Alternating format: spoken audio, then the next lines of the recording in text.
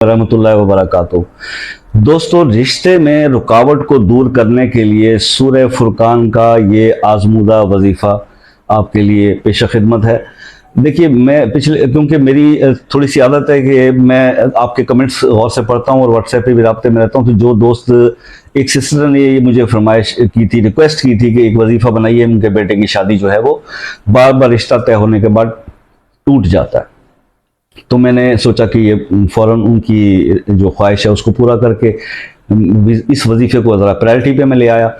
तो ये मसाइल किसी के साथ भी अगर हैं, किसी के बेटी के लिए, किसी के बेटे के लिए या किसी के खुद के लिए ना, अगर कोई ऐसी सिचुएशन क्रिएट हो रही है कि शादी के लिए जाते हैं, रिश्ता तय भी होता है, रिश्ता तय होने के बाद फिर टूट जाता है, कई मंगनी की सूरत में टूट जाता है और कई लोगों का वैसे ही बातचीत शुरू होने की सूरत में रिश्ता जो है वो तय होते होते टूट जाता है। तो उसके ऊपर जो है ना, वो मोस्टली जब हिसाब करवाएं तो हिसाब करने वाले बाबा जी ये कहते हैं कि जी आपकी रिश्ते में रुकावट है या बंदिश है। तो इस चीज़ को खैर मैं तो दूसरे लफ्ज़ों में देखता हूँ, क्योंकि अल्लाह पाक ने हर चीज़ का एक वक्त मुकर्रर किया हुआ है और अल्लाह, देखें, जो काम अल्लाह के करने के ना, इंसान उसमें रुकावट वैसे डाल नहीं सकता। जादू ज़रूर बरहक है, लेकिन अल्लाह के फैसले हैं। अब होता यह है कि अल्लाह ने जिस टाइम के ऊपर उसका जोड़ा, तो अल्लाह पाक ने जो है ना, वो शादी जब होती है इंसान की, तो जोड़ा तो अल्लाह ताला ने पहले बनाया होता है। जहां उसका जोड़ है उस जगह पे होगा। पहले रिश्ते आते रहते हैं, तय होते रहते हैं, लेकिन क्योंकि मुकद्दर उसके जगह उस जगह नहीं लिखा होता तो वो इनकार हो जाता है या कोई सबब बन जाता है। तो दो चार ऐसी एक्टिविटीज अगर हो जाएं तो फिर इंसान वक्ती तौर पर ये परेशान हो जाता है कि भाई जो है, मतलब है कि शायद कोई ऐसा वैसा मसला है। तो वो जब किसी बाबा जी के पास जाता है तो बाबा जी वैसे तैयार बैठे होते हैं, तो बाबा जी कहते हैं आजा बिस्मिल्लाह, तो बस फिर मुंह पे कपड़ा डाल के हाजिरी हो जाती है और हाजिरी में उसके मोक्कल बताते हैं कि जनाब मामला चौपट हुआ पड़ा है आपके, तो शादी किसी ने बांध दी है, अल्लाह अकबर कबीरा, कि शादी ही बांध दी है।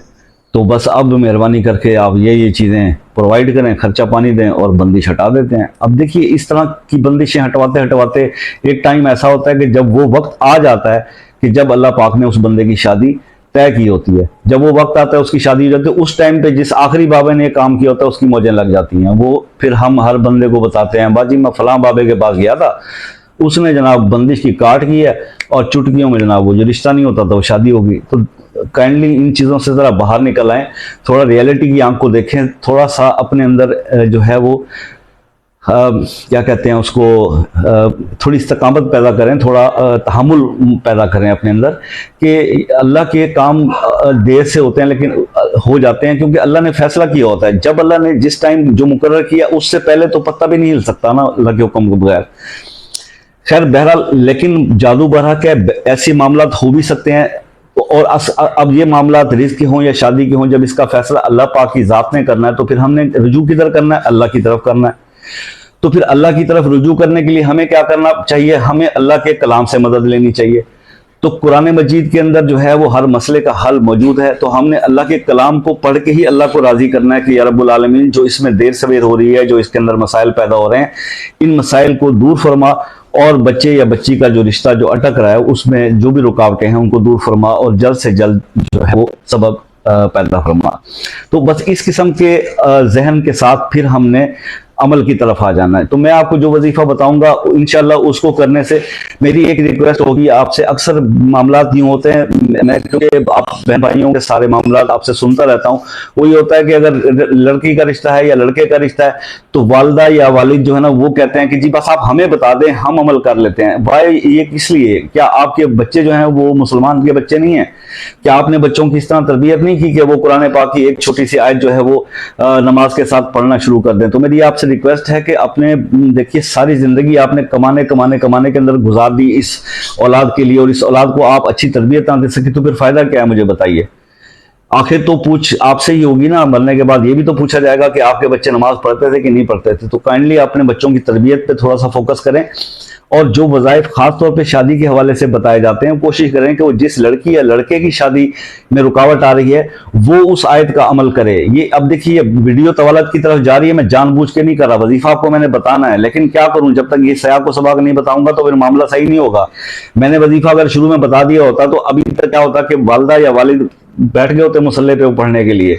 ये नहीं सुनते कि यार बेहतर ये है कि ये वजीफा जो है वो आपका बेटा या बेटी जिसकी शादी में रुकावट है वो करे और वो अपने आप को 5 वक्त का आदी बनाए। अब ये सूरह फुरकान का वजीफा है, सूरह फुरकान की आयत नंबर 54, सूरह फुरकान की आयत नंबर 54, ये 7 मरतबा अव्वल आखिर दुरूद शरीफ के साथ पढ़नी है, बड़ी तवज्जो के साथ।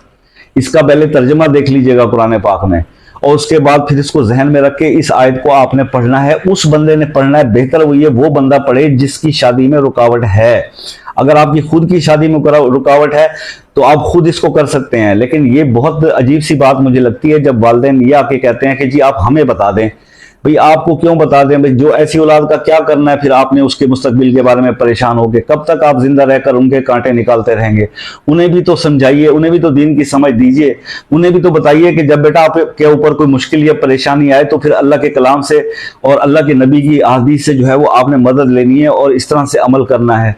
तो आपका ये फर्ज बनता है as a father, as a parent, कि आप अपनी औलाद की अच्छी तरबियत भी करें। और कहीं कमी कोताही अगर आपसे रह गई है तो सबसे पहले शादी से पहले वो जो आने वाली को उसने खराब करना है और तंग करना है, अगर उसकी आदतें सही नहीं है तो उससे बेहतर है कि पहले आप जो है ऐसा कोई अमल या वजीफा मुझसे पूछ लीजिए जिससे आपकी औलाद की इस्लाह हो जाए और वो दीनदार हो जाए। और वो अगर किसी, क्योंकि मैं आने वाले दिनों में एक ऐसा भी वजीफा आपको बताने के लिए जा रहा हूं कि जो आजकल हमारे सोसाइटी के अंदर बहुत ज्यादा नशावर चीजें और चीजें फैली हुई हैं, बुरी आदतें हैं, तो कोई बुरी आदत या नशा छुड़वाने के लिए भी मैं एक वजीफा अभी आने वाले दिनों में शायद आज या कल में बना दूं। तो वो आप उस पर अमल करके पहले उनकी इस्लाह कर लीजिए, फिर जब वो सही हो जाए तो उनको फिर वजीफा बताइए और वो करें, और इंशाअल्लाह फिर रिजल्ट भी मिलेंगे और काम भी होगा। तो इसलिए आज ये जो मैंने वजीफा आपको बताया सूरह फुरकान का, तो उसमें आप काइंडली ये नोट कर लीजिए कि 7 बार ये पढ़नी है आयत नंबर 54, अव्वल आखिर दुरूद शरीफ के साथ पढ़नी है, और उसके बाद फिर यह कि हर नमाज के बाद पढ़नी है। भैया अब सबसे अहम बात तो यही है ना, जब आ जाती है ना बात हर नमाज के बाद, यहां पे असल मसला पैदा होता है। वालिदैन तो मेरी उम्र के बुजुर्ग आके 5 वक्त नमाजी हो चुके होते हैं, लेकिन अब बच्चों को कौन 5 वक्त का नमाजी बनाएगा। लेकिन मैं ये बता दूं कि जो बच्चा या बच्ची 5 वक्त नमाज पढ़ता है और उसकी शादी में रुकावट है, वो ये वजीफा कर ले, शर्तिया कह रहा हूं, गारंटी के साथ कह रहा हूं कि उसकी शादी इंशाअल्लाह, खवातीन है तो वो 21 दिन करेंगी, उनका हो जाएगा, और मर्द है तो वो 40 दिन के अंदर अंदर उनकी शादी हो जाएगी, अगर वो वजीफा पढ़ते हैं और 5 वक्त नमाज पढ़ते हैं तो इंशाअल्लाह। अदरवाइज अगर कोई ऐसी जेन्युइन सिचुएशन आपके साथ बन रही है कि बच्चे को वाकई में कुरान नहीं पढ़ सका या उसका कोई मसला है लेकिन वो नमाज पढ़ता है, तो फिर आप उसकी इजाजत ले लीजिएगा कि भाई उसके लिए पढ़ा जा सके कि नहीं, क्योंकि उस पर फिर वजन आता है। तो बात सिर्फ इतनी सी है, इजाजत के लिए कमेंट्स के अंदर सुभान अल्लाह, अल्हम्दुलिल्लाह, कुछ भी अल्लाह अकबर लिख दें तो वो इजाजत उस बंदे को हो जाती है। तो काइंडली आप इस वजीफे को थोड़ा एहतियात के साथ इस तरह से कीजिएगा कि अगर बच्चा बच्ची खुद कर सके तो वेल एंड गुड है, इसके रिजल्ट बहुत मिरेकुलस हैं, मोइज़ाती हैं। अगर कोई ऐसा इशू है कि उनके साथ कोई प्रॉब्लम है जेन्युइनली, तो फिर आप कमेंट्स में मुझे बता दीजिए, व्हाट्सएप पे आ जाइए, वहां पे बात कर लेते हैं, फिर मैं उनको मुझे समझा दीजिए कोई मसला है तो फिर मैं उसकी इंशाअल्लाह निगरानी करूंगा और आपको इजाजत दूंगा कि आप उस बच्चे की जगह वो वजीफा जो है ये वाला सूरह फुरकान का ये अमल आप खुद कर लें। तो इंशाअल्लाह मेरी तो दुआ है कि हम सब खुद बच्चों वाले हैं, तो हम यही चाहेंगे कि जो भी वालिदैन अपने बच्चों की शादियों के लिए परेशान, अल्लाह ताला उन सब की जो है वो अच्छे घरों में अच्छे जोड़ के साथ, अच्छे नसीबों के साथ अच्छा जो है सिलसिला शादियों का बना दे। अब आमीन भी कह दीजिए सब मिलके, ताकि आपकी एक आमीन से सबका भला हो जाए। मैं तो कहता हूँ आज कमेंट के अंदर सारे जो है ना वो आमीन आमीन लिख दीजिए, 40 आमीन हो गई तो ये वीडियो की कबूलियत भी हो जाएगी।